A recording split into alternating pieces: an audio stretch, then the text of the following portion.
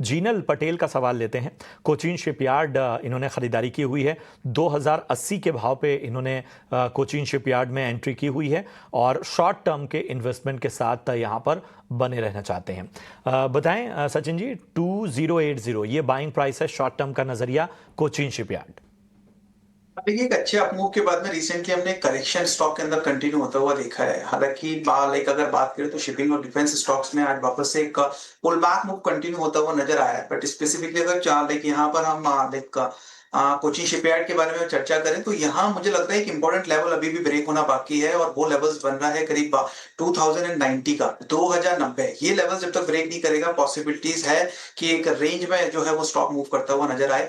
And the higher side जैसी 2090 ये levels break होते हैं तो अपसाइड करीब 2180 यानी 2180 और करीब 2250 रुपए तक के लिए कंटिन्यू होती हुई नजर आ सकती है।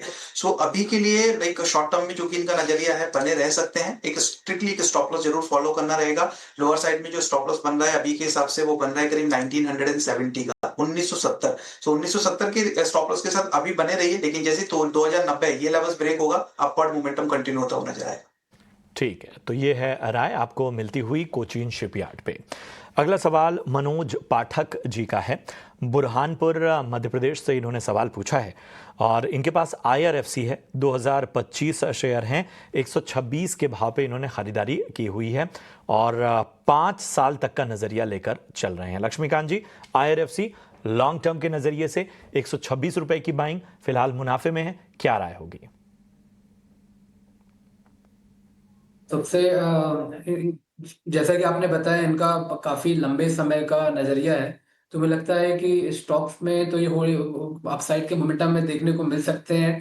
जैसे ही IRFC 155 के लेवल्स के ऊपर एक वीकली क्लोज देता है, देन आफ्टर हमें जो इसके जो पिछले स्विंग हाई हैं जो हमें दिखाई दे रहे हैं, जो फर्स्ट स्विंग हाई वो 180 के आसपास है, जो सेकंड स्विंग हाई वो 229 के आसपास है।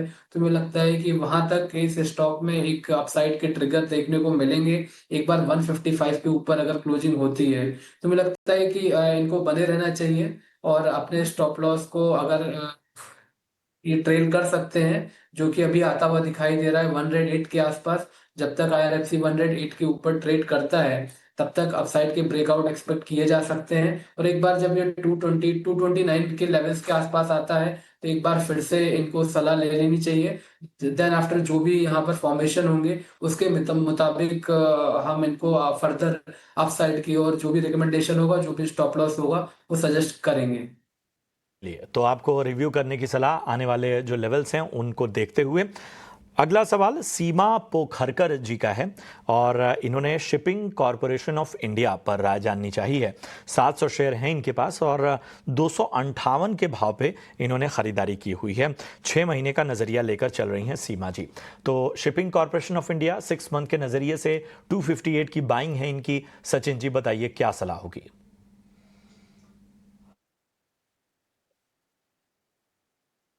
हाँ जी बिल्कुल। देखिए, अगर हम देखें तो शिपिंग कॉर्पोरेशन इंडिया का अभी ओवरऑल जो चार्ट है वो कुछ लाइक बहुत ज्यादा फेवरेबल नजर नहीं आ रहा है। रिसेंटली एक पुल बैक मूव हमने स्टॉक के अंदर देखा था और उसके बाद में जो है वापस से एक साइडवेज मोमेंटम कंटिन्यू करता हुआ स्टॉक नजर आया। ऑन दी हायर साइड मुझे लग रहा है 228 230 यही एक इंपॉर्टेंट लेवल्स है और जब तक डिसाइसिवली इसके ऊपर स्टॉक सस्टेन नहीं करेगा तब तक मोमेंटम जो है वो साइडवेज ही रहेगा। सो 230 228 ये लेवल्स को ध्यान में रखना चाहिए। मुझे लगता है ये फर्दर लेवल्स के ऊपर अगर स्टॉक निकलता है, डिसाइसिवली सस्टेन करता है, तो फिर पॉसिबिलिटीज बनेगी करीब 245 से लेकर 248 तक के रेंज को टेस्ट करने की। अगर थोड़ा सा like short to medium term का नजरिया लेके चल रहे हैं तो पोजीशंस में बने रह सकते हैं। लोअर साइड में स्टॉप लॉस 212 का फॉलो करना रहेगा। ठीक है, तो ये है राय शिपिंग कॉरपोरेशन ऑफ इंडिया पर आपको मिलती हुई।